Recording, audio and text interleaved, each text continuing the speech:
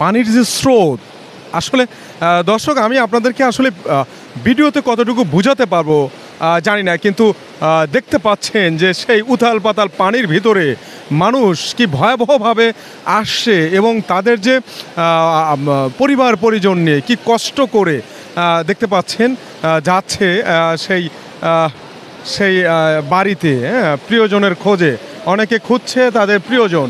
দর্শক এই মুহূর্তে আমি ফেনী থেকে যে চট্টগ্রাম মহাসড়ক, সেই চট্টগ্রাম মহাসড়কের সর্বশেষ অবস্থা আপনাদেরকে একটু দেখানোর চেষ্টা করছি। কি ভয়াবহতা! এই বাংলাদেশের ইতিহাসে এমন বন্যা বাংলার মানুষ দেখে গেল। এভাবেই পরিবার পরিজন নিয়ে কিন্তু আসলে সেই মানুষগুলো, বাংলার সেই মানুষগুলো, সেই বীর যোদ্ধারা কিন্তু বন্যার ভিতরে শত বাধা পেরিয়ে, শত কষ্ট, কন্যা নিয়ে বন্যা দিয়ে গেছে, এই কথাই কিন্তু সাধারণ মানুষ বলছে। দেখতে পাচ্ছেন কত কষ্ট করে তারা এখানে আসছে। বাংলাদেশ ইতিহাসের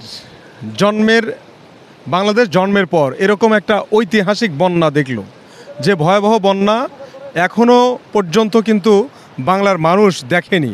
যে বন্যাটা এইবার দেখলো 88, 94 বা 84 যাই বলি, বা 2004-06 যেটাই বলি, সবচাইতে ভয়াবহ বন্যা এবার দেখলো ফেনী, নোয়াখালী, কুমিল্লা সহ আরও 6টি জেলা। দর্শক কত কষ্ট দেখতে পাচ্ছেন, কত কষ্ট করে তারা এইভাবেই ঘন্টার পর ঘন্টা কিন্তু হেঁটে যাচ্ছে অথাও পানির ভিতর দিয়ে, কোমর পানির ভিতর দিয়ে, গলা পানির ভিতর দিয়ে। আবেজিয়া এ পর্যন্ত এতটুকু। আর এখানে এরপরে লেমুয়া ব্রিজ পার হইয়া খালি খালি, এরপরে আর পানি এরকম নাই। না না, এগুলো বন্যা জীবনও দেখিনি ইনশাল্লাহ। আমার বাপ দাদারা দেখছি কিনা আল্লাহ মানুষ ইনশাল্লাহ। সবাই সবার জন্য দোয়া করবেন ইনশাল্লাহ। আমি দেখি নাই, আমার বাড়ি তো চিটাগাং, আমি আসছিলাম এখানে কুমিল্লা, বুঝছেন, কুমিল্লা থেকে আমি চিটাগাং যাইতে হবে, সেই জন্য চলে যাচ্ছি। সবার জন্য দোয়া করি ইনশাল্লাহ, যাতে মানুষ সুখী থাকুক এবং দর্শক দেখতে পাচ্ছেন দেশবাসী, দেশের বাইরে থেকে যারা দেখবেন ভিডিওটি দেখতে পাচ্ছেন ইতিহাসের, বাংলাদেশের ইতিহাস, সেই ইতিহাসের ভয়াবহ বন্যা, সেই ভয়াবহ বন্যা কিন্তু এবার বাংলাদেশের মানুষ দেখলো।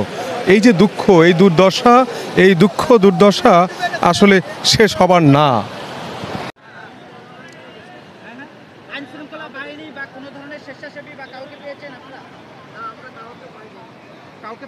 এখন পর্যন্ত কিন্তু কাউকেই পাওয়া হয়নি।